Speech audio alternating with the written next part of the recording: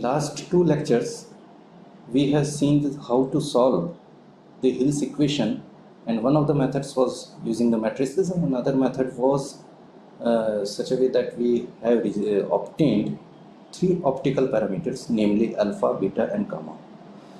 Now we will extend our studies on the Hill's equation and these parameters. So let us start.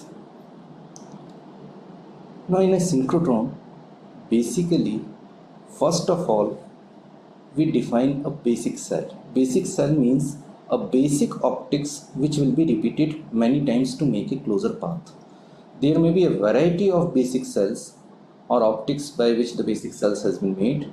So we take one example. One example like this, there is a drift space. Then there may be a focusing lens. Focusing lens means horizontally focusing lens. Then there may be a defocusing lens because we have to focus the beam in vertical plane also. Then we may have some dipole magnet. Then another focusing and defocusing magnet. In this fashion, we can define our basic cell. There may be a variety of basic cells. So this may be one of the type of basic cell, and then these basic cells are repeated many times to make a closed path. So this is a basic cell, and then by repeating we make the complete ring. Means in a synchrotron the optics is periodic.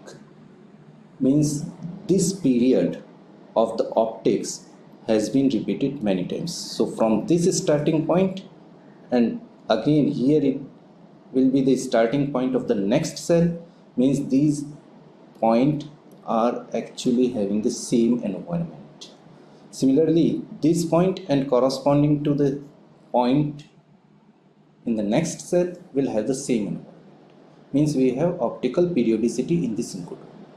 Even if we make synchrotron using only a single basic cell, then after one turn, particle traverses through the same environment of the optics. Means after one turn, it will traverse through the same optics again and again. So even there is basic cell equivalent to the length of the circumference of the synchrotron, in that case also we have periodicity in the optics in a synchrotron. That periodicity means that that period will have the length equivalent to the circumference of the synchrotron. So in synchrotron, particle motion takes place in a periodic environment of K. Means K become the periodic. So we can write down K S is equal to KL plus S. Here L is the length of the period. Length of the, in accelerator jargon, this period is known as super period. So length of the super period. This length may be a length of the super period or maybe the circumference of the synchrotron. Even in linear accelerators or transport line, some basic cells can be repeated many times to make the complete linear accelerator or transport line. In that case, this Ks will again be periodic. So now we will solve Hill's equation under this condition, that when K is periodic. If differential equation has a coefficient which is periodic in independent parameter, then solution can be written down using the Foucault theorem. What Foucault theorem says? It says that Xs, which is a solution, can be written down as Ws e raised to iota phi. And this Ws will have the same periodicity as of the Ks. Means we will have Ws also as Ws L S plus L.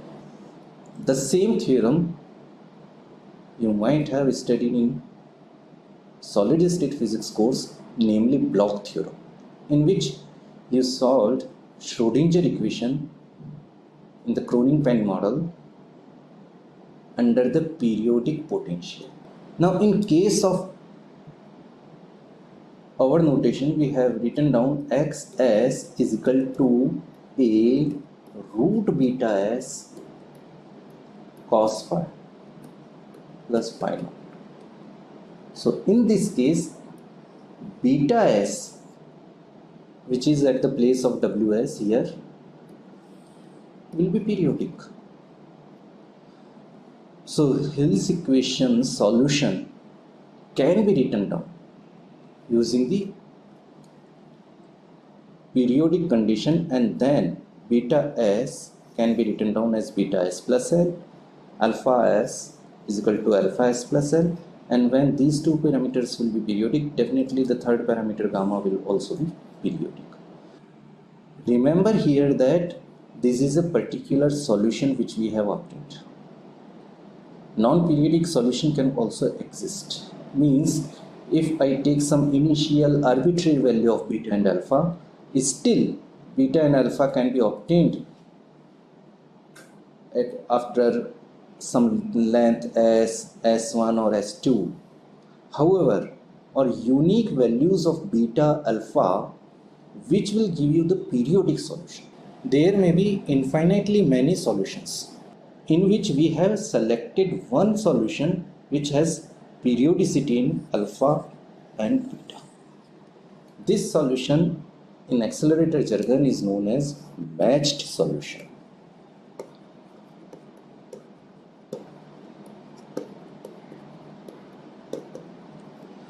And in accelerators, if initial beam is defined using the values of these beta alpha gamma or matched parameters, then it will nicely behave in the periodic lattice. What does that mean? We will see it.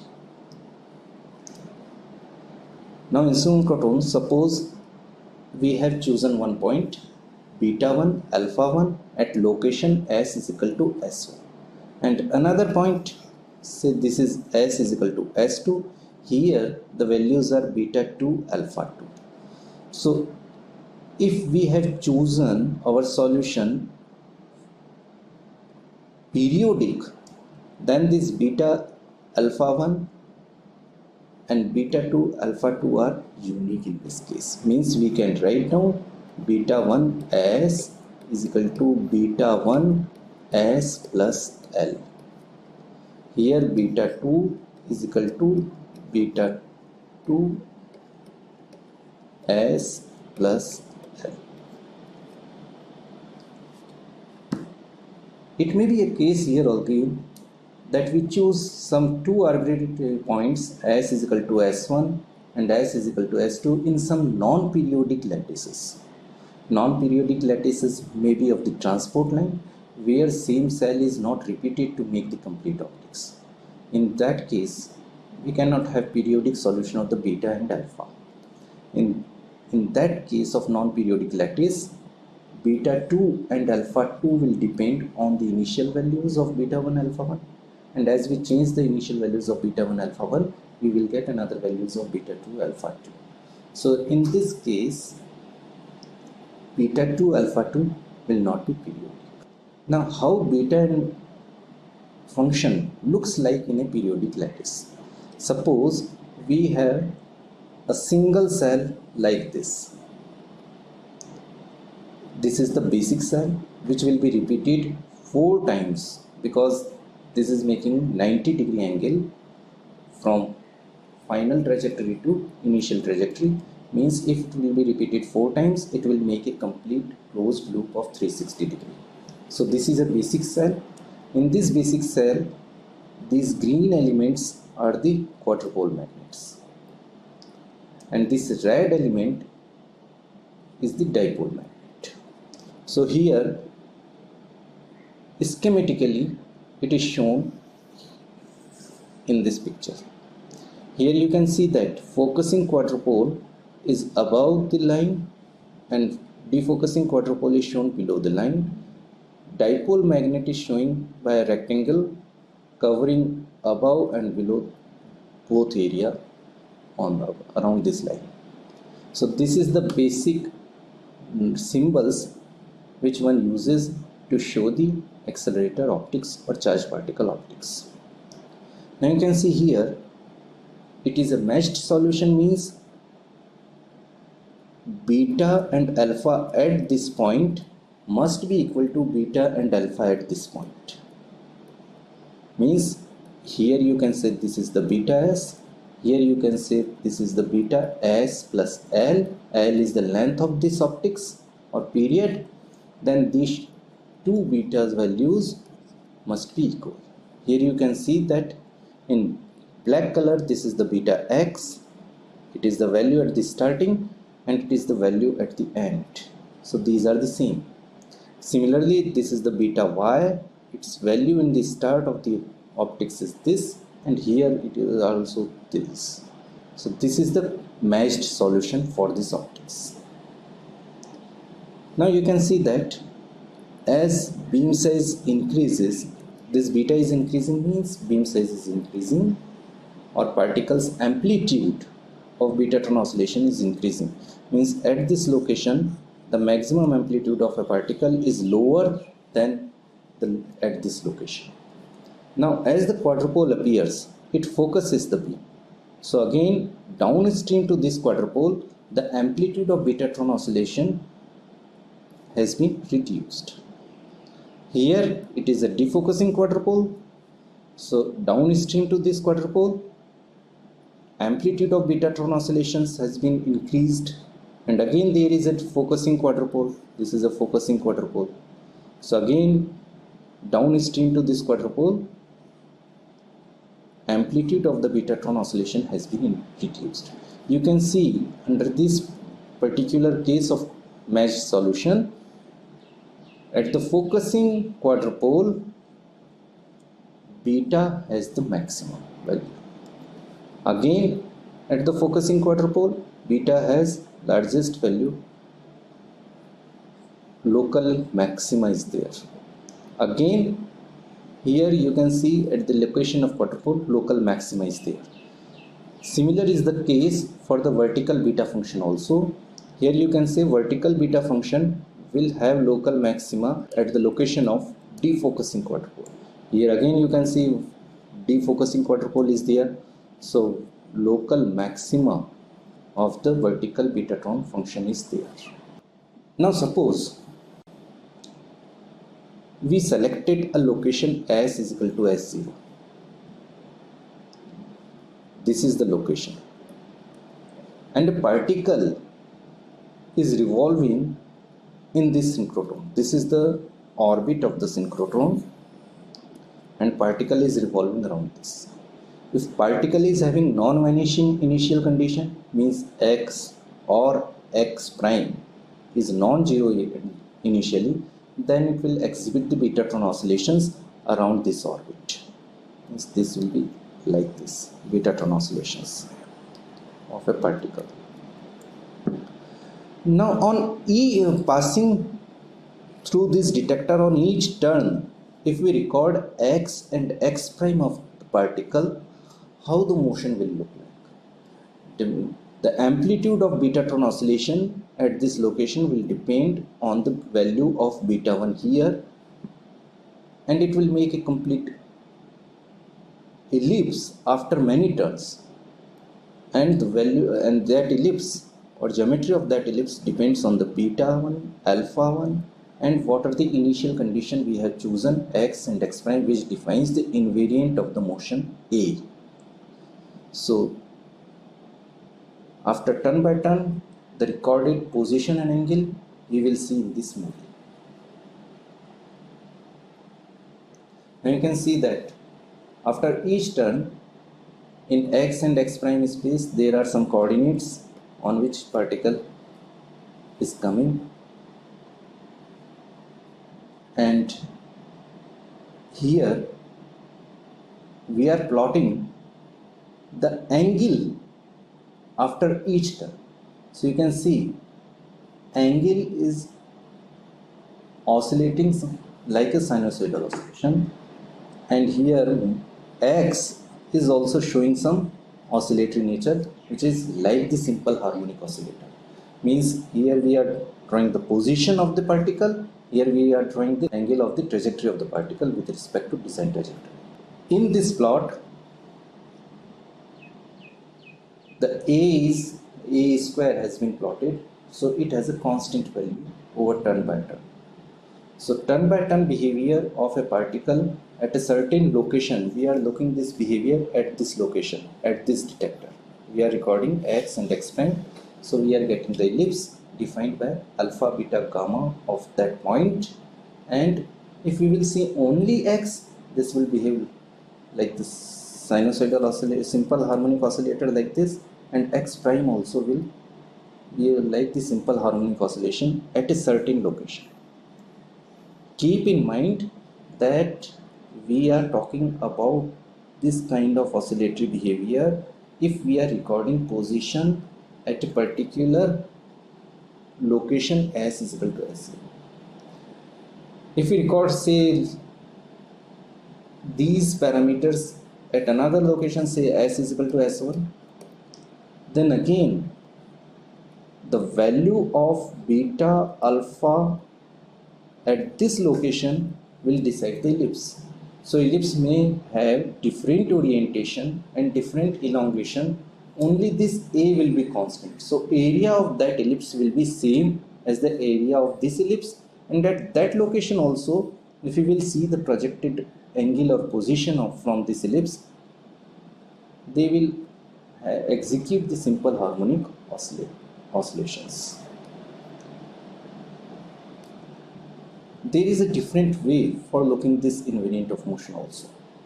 Instead of single particle executing motion and we are recording turn by turn its position and angle, we can have different initial conditions in the beginning. Means we may have many particles having different sets of x and x prime, but these sets are chosen in a way that this leads to same A square. Means we are choosing the values of x and x prime in such a way that they are producing same A square at a given location, say s is equal to s0. Then again we will see that these initial conditions will make an ellipse. So how this ellipse will be generated can be seen in two ways. Both are equivalent.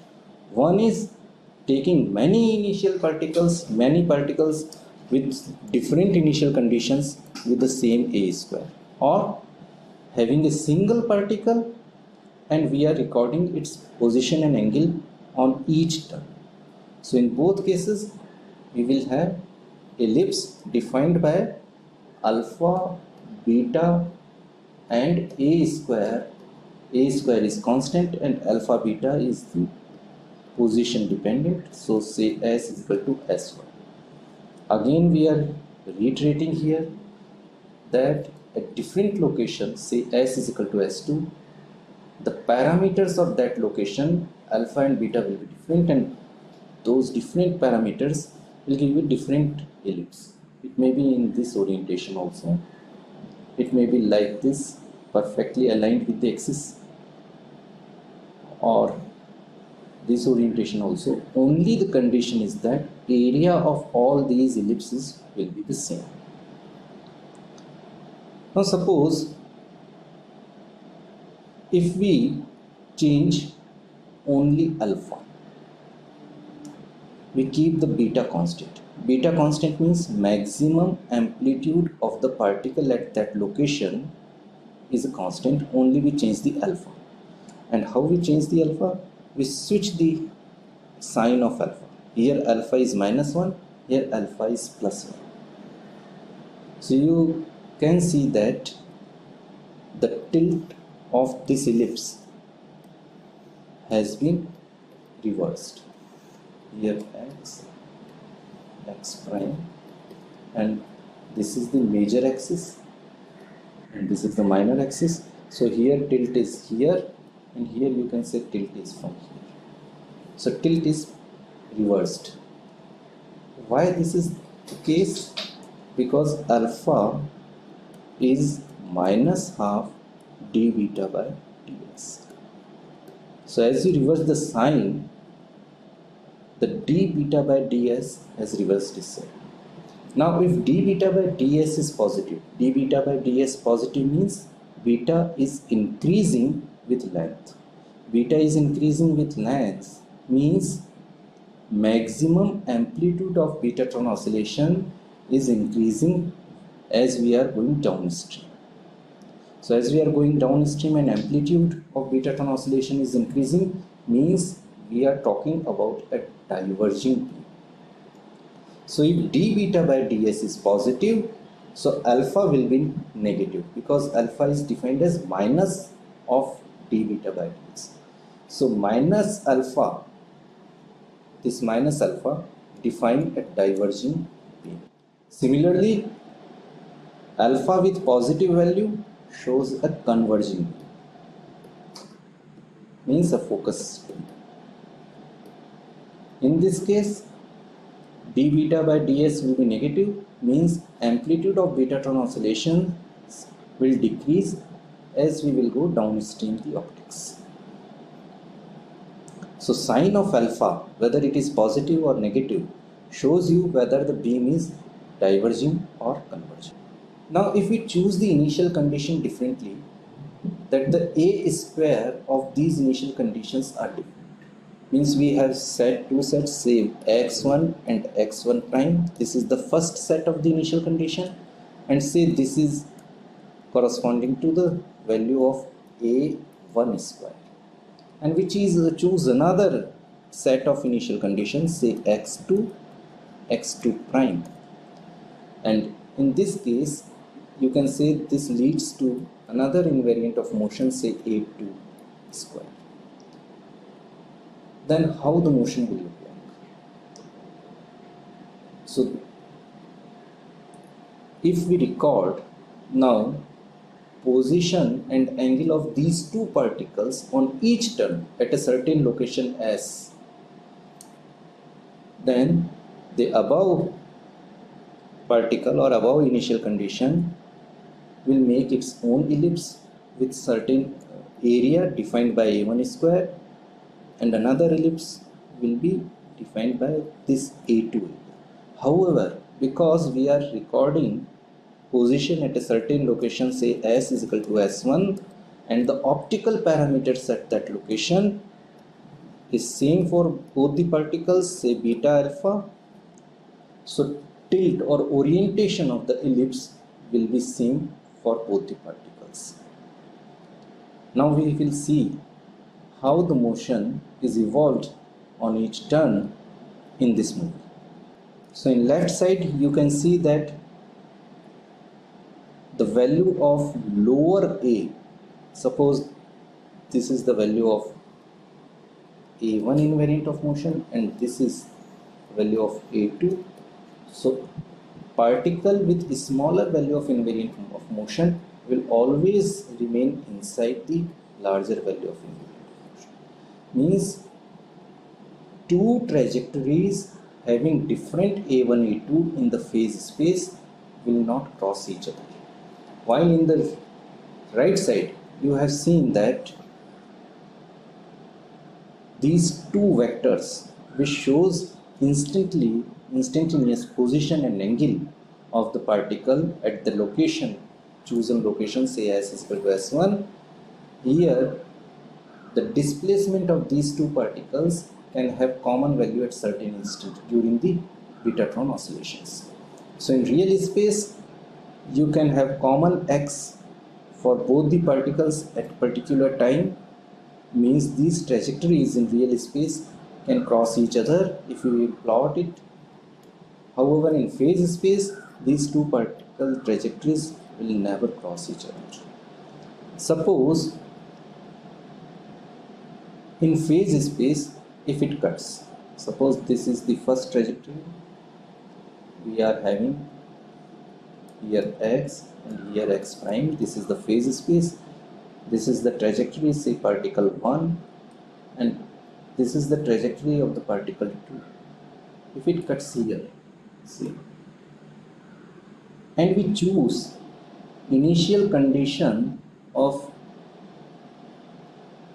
this particle at this coordinate, say this coordinate is x1, x1 prime.